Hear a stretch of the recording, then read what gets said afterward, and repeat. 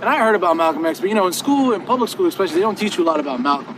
You hear a lot about Martin Luther King, all these other people, you know, the more pacifist, you know, activists and things like this. But I never really learned much about Malcolm X. So I remember looking at this video because I'm like, man, this is a lot of videos. It's 2 videos, man. It's a long movie. So anyways, I pop it in or whatever, and I watched it all the way through. I think it's about 2.5 hours maybe all the way through. And I remember at the end of that video, I was a little bit left in shock, you know, because the whole concept behind Malcolm is that Malcolm, he was never really a Christian, but, you know, he did all of his work in the name of Allah, you know what I mean? And he did his work in the name of helping people, benefiting them. And at the end of the day, he was Muslim, you know.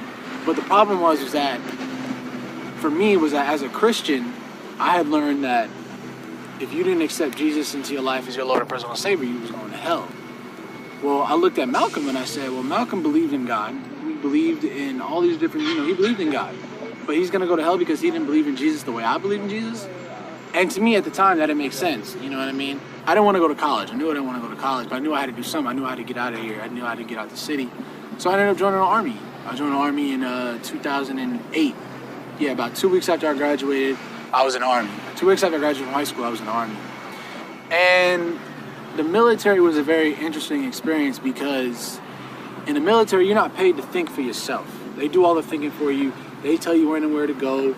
They tell you to do this, they tell you to do that. Everything is already planned out for you. One day I'm guarding this gate. You know, I'm armed up with my weapon guarding this gate.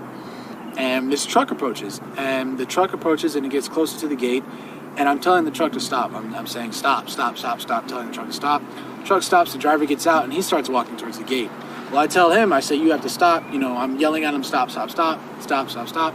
And the whole time he's coming at me, he has this smile on his face. So I'm thinking in my head, this man is crazy. This man is loony. He's out of his mind. I don't know what's wrong with him. Anyways, he continues to come closer and closer and closer. And by this time, I've pointed my weapon at him. I'm telling him I'm going to shoot and all this stuff. But something was telling me not to shoot. Something was telling me not to pull the trigger.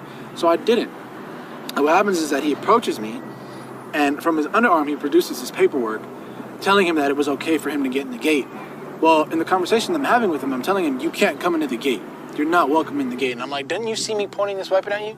Don't you know I could have shot you? And the man looks at me, and he, you know, he's speaking broken English. His English is very broken. He looks at me with a smile on his face, and he points his finger to the sky like this, and he says, I only fear Allah. And in my head, I'm like, all right, dude, whatever. Like, you know what I mean? Like, you got problems, you know what I mean? You out here defying guns and stuff. No, you're tripping out, whatever, right? So what happens is that I come back out to California about October of 2011, and then I took my Shahada at Farouk because I knew a guy that actually was going there at the time that I had met through some other friends that was going there at the time, and he invited me to come through and take my Shahada. And, you know, one thing that I would say to everybody that's watching this, or, you know, to anybody that's interested in Islam, is do not hesitate to go out and do the research and visit a masjid. You know what? I'm not going to lie to you. Yes, it may be a little strange at first. Obviously, it's going to be strange. You're doing something new. You're looking into something that might potentially change your life. And it's a bit overwhelming at first. And sometimes the thing is that sometimes when we discover the truth, we try to run away from it because we don't want to believe it. But the problem is that the truth, you can't run away from the truth forever. It's always going to be in the back of your mind. You know, and sometimes when people discover Islam, they look at it and they say, no, this can't be true.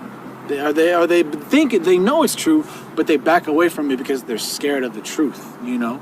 And in that sense, you have to understand is that, yes, the truth is a little bit scary sometimes, but it's still the truth, you know?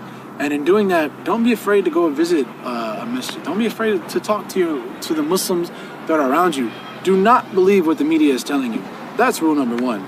Don't believe what the media is telling you. Don't let anybody tell you that ISIS, the Taliban, represents Islam. Because if that's the case, then the KKK represents Christianity. And everybody knows that's not true. So don't let anybody tell you what Islam is until you go out and you do it for yourself. Research it for yourself.